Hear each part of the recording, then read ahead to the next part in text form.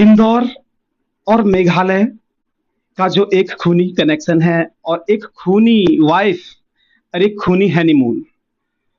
दरअसल ये घटना है इंदौर की। और इंदौर के जो राजा रघुवंशी राजा रघुवंशी और उनकी पत्नी सोनम न्यूली मैरिड कपल थे और वो हनीमून मनाने जाते हैं मेघालय की पहाड़ियों में। और मेघालय में जो उन्होंने एक घटना को अंजाम दिया, उनकी वाइफ ने जो घटना को एक दर्दनाक अंजाम दिया, उसे देखकर पूरी दुनिया और देश के सारे लोग हैरान रह गए और दिल दहला देने वाली घटना है।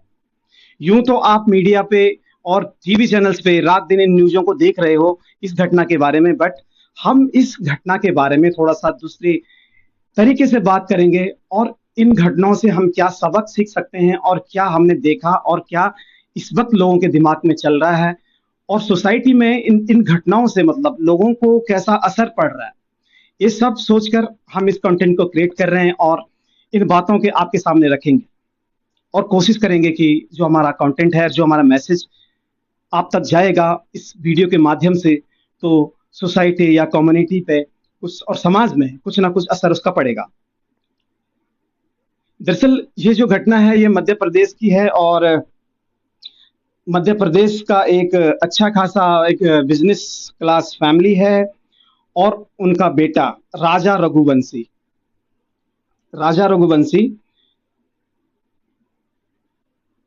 जो कि उनकी लड़के की जो मैरिज हुई सोनम रघुवंशी के साथ में, और शादी के ठीक 20 दिन बाद ये एक हनीमून डेस्टिनेशन चूज करते हैं और हनीमून डेस्टिनेशन होता है Meghalaya. Meghalaya north east seven sister का एक राज्य है, बहुत खूबसूरत है।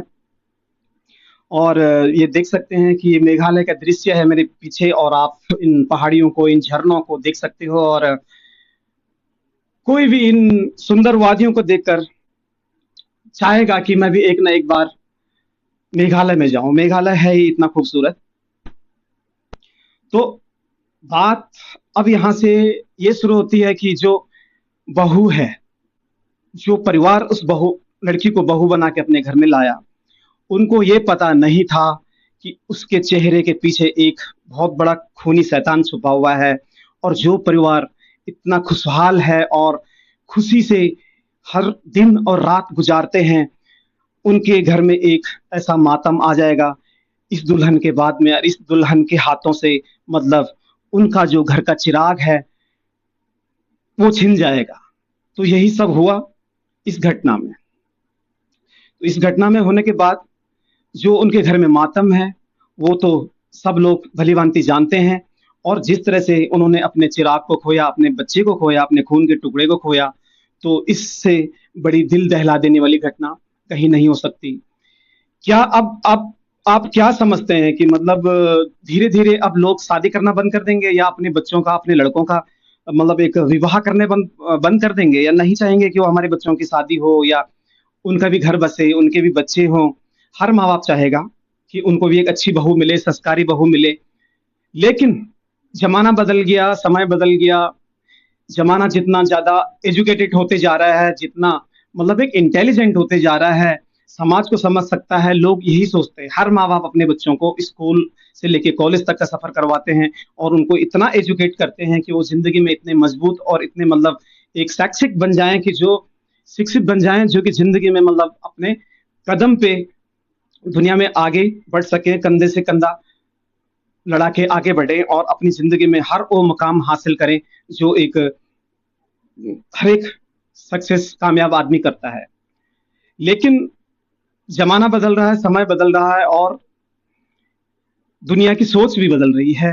दोनों हो मतलब जो वर्ग हैं, पुरुष हो या स्त्री हो, जिस तरह के मतलब एक खूनी खेल खेले जा रहे हैं और क्राइम की दुनिया में जितनी तेजी से आज के युवा आगे बढ़ रहे हैं, उससे तो यही लगता है कि देश का जो कानून व्यवस्था है और जो एक यहाँ का सिस्टम है, सरकारी महकमा, जो एक कानून व्यवस्था का जो एक खौफ होता है अपराधियों के दिल और दिमाग में, वो कहीं ना कहीं चला जा रहा है। और धीरे धीरे मतलब एक कानून व्यवस्था की कोई अहमियत नहीं रही गई है। जिस तरह से बेखौफ जो ये खून और गला काटना और इस तरह की घटनाओं को अंजाम दे रहे हैं, नई नवेली दुल्हन दुल्हन बन के अपने ससुराल जाती है और 20 दिन बाद जो है हनीमून पे अपने हस्बैंड के साथ जाती है और अपने हस्बैंड को वहां पे मार के उसका मर्डर करके और फिर एक कहानी बुनती है। और 15 और 20 दिन बाद उसका पता चलता है कि वो दिल्ली के गाजीपुर में है और इस वक्त तो अरेस्ट हो चुकी है। लेकिन बट अरेस्ट होने से कुछ नहीं होगा। ये हमारे समाज में, हमारी सोसाइटी में एक गंदगी है और जिस गंदगी को किसी न किसी कारण साफ होना चाहिए और इस तरह की घटनाएं आगे ना बढ़ें। तो हमारे जो प्रशासन है उसको, हमारी जो कानून व्यवस्था है उसको इसमें कुछ ना कुछ बदलाव लाने ही होंगे और लाने ही चाहिए, क्योंकि धीरे धीरे भारत में क्राइम रेशियो बढ़ता जा रहा है और जिस तरह के क्राइम ये बढ़ रहे हैं, ये इससे यही लगता है कि कानून का खौफ अब अपराधियों के दिलों और दिमाग में नहीं है। तो मेरे सामने देख सकते हैं कि किस तरह से मतलब ये लोग जो हैं, ये राजा रघुवंशी हैं और ये सोनम रघुवंशी हैं जिनकी हाल ही में शादी हुई थी। और बीच में जो ये बॉयफ्रेंड है जिसके बारे में लोगों को अब पता चल रहा है और जिससे जो लोगों का शक था और शक की जो सुई जो जारी थी एक सोनम की तरफ पहले, लेकिन उस वक्त कोई क्लियर नहीं कह पा रहा था, लेकिन बट आखिरकार हुआ वही, एक बॉयफ्रेंड लास्ट में निकला कातिल। और बॉयफ्रेंड के प्यार में इतने पागल सोनम रघुवंशी जो उसने एक इतनी बड़ी साजिश को रचा और इसे अंजाम दिया। मध्य प्रदेश से हनीमून मनाने गए मेघालय और मेघालय में जाके अपने बॉयफ्रेंड के साथ कुछ और लोगों को बुला के और राजा रघुवंशी का कत्ल कर दिया। और हम आपको दिखाएंगे कुछ विजुअल। ये है वो जो इस घटनाक्रम में, इस खूनी घटनाक्रम में जिनका हाथ था, जिन्होंने राजा रघुवंशी को मारने में सोनम की मदद की, मर्डर करने में मतलब जो मदद की। ये है सोनम रघुवंशी और ये राजा कुशवाहा। ये राजा कुशवाहा जो है ये सोनम का बॉयफ्रेंड था। एक्चुअली ये राजा कुशवाहा जो है ना, कि सोनम के पापा की प्लाईवुड की जो एक फैक्ट्री है उसमें एज ए मैनेजर वर्क करता था और सोनम वहां पे एज ए एचआर काम करती थी और वहीं से इनका अफेयर चल पड़ा काफी सालों से। लेकिन बट इसमें हैरानी की बात यह है कि अगर इनका अफेयर चल रहा था और जब राजा रघुवंशी की फैमिली इनको मिलने गई और इन्हें देखने गई, लड़की को देखने गई और सगाई भी हुई, तो क्या उस दौरान में इस लड़की को नहीं बताना चाहिए था कि भाई मेरा ऑलरेडी एक बॉयफ्रेंड है और मैं उससे शादी करूंगी। इसने शादी भी की, इसने सब कुछ सच झूठ झूठ सच जो था उसको छुपाया। और इवन की इनके जो पेरेंट्स हैं इसके सोनम की, तो वो भी कल परसों मीडिया पे कहते हुए यही दिखाई दे रहे थे कि नहीं हमारी लड़की का कोई बॉयफ्रेंड नहीं है, कोई अफेयर नहीं है और ऐसा कुछ नहीं है। लेकिन आखिरकार सच सामने आ गया। जो इसका बॉयफ्रेंड लव एंगल था उसी ने ही राजा रघुवंशी की जान ली है और सोनम ने राजा कुशवाहा और विशाल चौहान और आनंद मीना और आकाश राजपूत, ये सारे के सारे आरोपी हैं और इनके साथ मिलकर इनको मेघालय बुलाया गया। सोनम ने चुपके से इनको मेघालय बुलाया और वहां पे राजा रघुवंशी का कत्ल का प्लान बनाया, वहां पे साजिश रची और मर्डर करने के बाद इन पांचों ने मिलके राजा रघुवंशी का शव एक खाई में फेंक दिया। और उसके बाद राजा रघुवंशी बन जाए और कौन, दूसरी सोनम रघुवंशी आपके घर में आ जाए। तो इससे अच्छा आप पहले ही पूछ लीजिए, इस तरह के सवाल और क्वेश्चन उनसे कीजिए और जानने की कोशिश कीजिए और बेझिझक कीजिए और आप उनको अपने सामने बिठा के पूछ सकते हैं। क्योंकि अब जो जमाना है, जो माहौल है, वो सारा बदल चुका है और काफी एडवांस के साथ में, और क्राइम करने के तरीके भी बहुत स्मार्ट हो चुके हैं। कि सोचिए किस तरह से वो क्राइम किया गया, कि जिस तरह से मतलब हनीमून का प्लान किया गया Meghalaya, north east seven sister में और मध्य प्रदेश से, जहां की दूरी है कम से कम मध्य प्रदेश से और मेघालय की 1500 किलोमीटर के आसपास। अगर बात करें कि मध्य प्रदेश से और मसूरी, देहरादून, यहाँ शिमला, कुल्लू, मनाली, नैनीताल की तो दूरी है मध्य प्रदेश और उत्तराखंड के बीच में, तो हिमाचल के बीच में 700-800 किलोमीटर की। तो ये एक प्लान था, एक साजिश थी और ये प्लान पहले ही किया गया था और इस पे बहुत जबरदस्त तरीके से काम किया गया था ये शादी से पहले ही तैयारी हो गई थी कि किस तरह से उन्होंने घटना को अंजाम देना है, और वो उन्होंने घटना को अंजाम दिया। साथ ही में फिर जो लड़की के माँ बाप थे, वो बात कहीं ना कहीं उनको भी इस बात का खबर था, पता था, उनकी नॉलेज में था, लेकिन उन्होंने साफ इनकार किया। लेकिन जब मीडिया वालों ने लड़की के माँ बाप को पूछा तो वो कहते हैं कि हमारी लड़की का कोई अफेयर नहीं था, लेकिन आखिरकार बात यही निकल के सामने आई है। तो सोचने वाली बात यह है कि अब आगे जो भी रिश्ते करने आप जा रहे हैं, तो आप लड़की से या लड़की के घर वालों से ये मत कहिए कि क्या देंगे क्या लेंगे, ये लेना देना अलग बात है। फर्स्ट ये पूछिए, अगर आप अपने बच्चे को सलामत देखना चाहते हैं तो आप उनसे जाके ये पूछिए, लड़की से पूछिए कि क्या आपका कोई अफेयर है, कोई दबाव में आपकी शादी हो रही है, या आप जबरदस्ती हाँ यहाँ पे बोल रही हैं। अगर ऐसा है तो उनको मना कर दीजिए, उस रिश्ते से पीछे हट जाइए।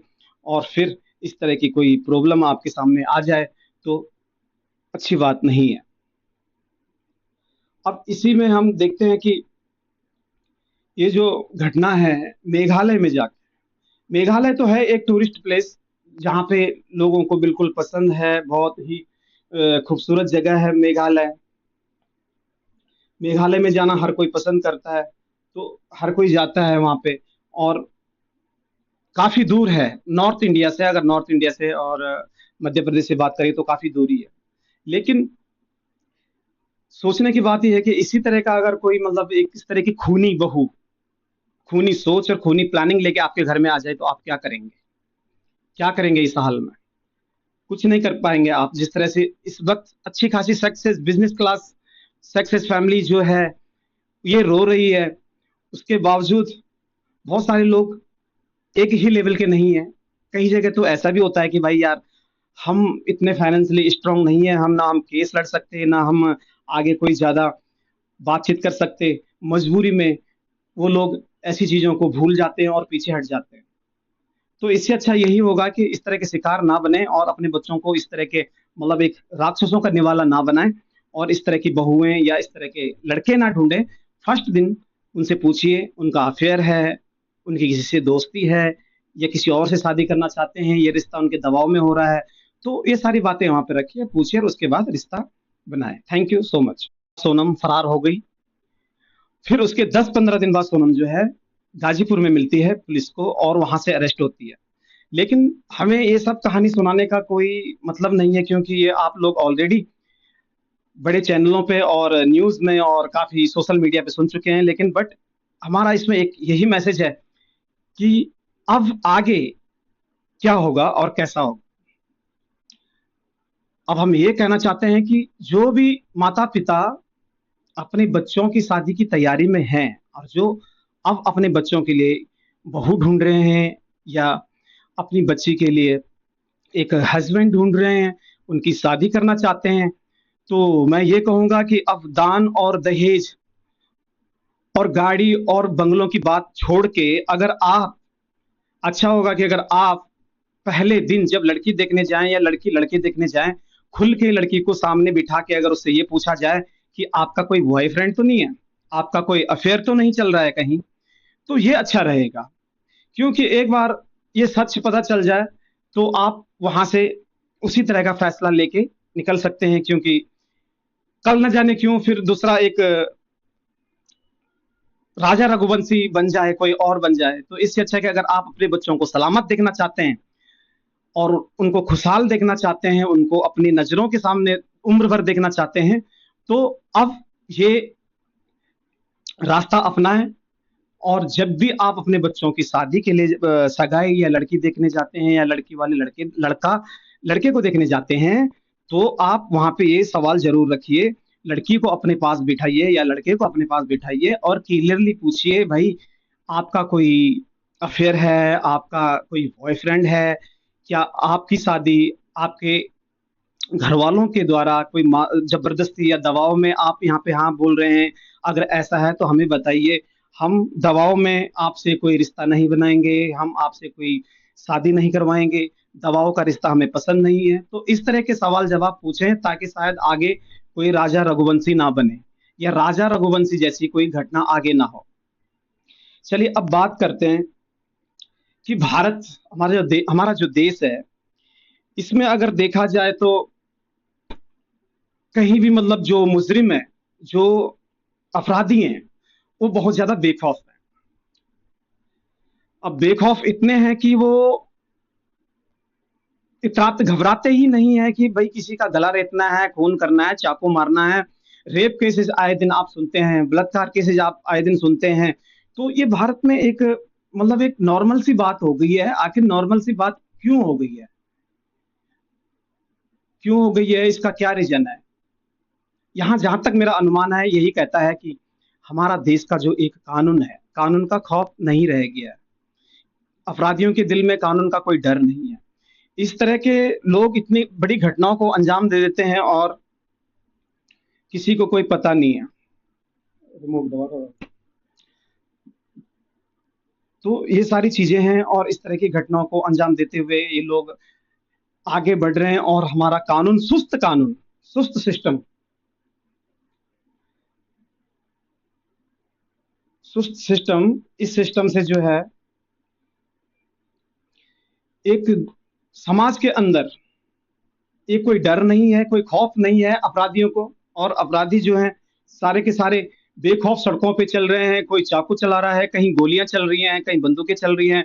और ये इस तरह की घटनाएं सामने आ रही हैं। जो ये महिला, जो सोनम रघुवंशी है, इसने किस तरह की घटना को, एक शर्मनाक मतलब घटना है, ये एक दर्दनाक घटना है। साथ में शर्म आनी चाहिए इस तरह की औरतों को जो इस तरह की सोच दिमाग में रखती हैं। और इतना दिमाग भी नहीं है कि अगर तुमको उससे शादी नहीं करनी थी तो फिर आपने उससे शादी की क्यों? किसी के चिराग को क्यों बुझाया और इतना बड़ा जुर्म क्यों किया? अगर नहीं करनी थी तो जो तुम्हारा मैनेजर था उससे शादी कर लेते भाई। लेकिन अब जो घटना हुई, ये जो घटना हुई है, इसके बाद अब आगे लोगों को सतर्क रहना चाहिए। इसलिए हम इस कंटेंट को क्रिएट कर रहे हैं और आप आगे बने रहिए और इस कंटेंट को देखिए। और जो मैसेज इसमें दिया जा रहा है, चाहूंगा कि आप इसे फॉलो करें। और अब जो शादियां जो लोग अपने बच्चों के लिए करना चाहते हैं, वो अगर लड़की को देखने की तैयारी कर रहे हैं या लड़के वाले लड़की को देखने की तैयारी कर रहे हैं, लड़की वाले लड़के को देखने की तैयारी कर रहे हैं, तो मैं ये कहूंगा कि आप सारी बातों को दरकिनार कीजिए और सबसे पहले पूछिए लड़की से कि क्या आप का कोई अफेयर है या आपका कोई बॉयफ्रेंड है, आप क्या चाहते हैं। तो पूछिए कि कोई ये शादी दबाव में हो रही है या कैसे हो रही है। अगर दबाव में शादी हो रही है तो आप इस शादी को बिल्कुल डिक्लाइन कर सकते हैं और आप पीछे हट जाइए, क्योंकि न जाने कल दोबारा कौन दूसरा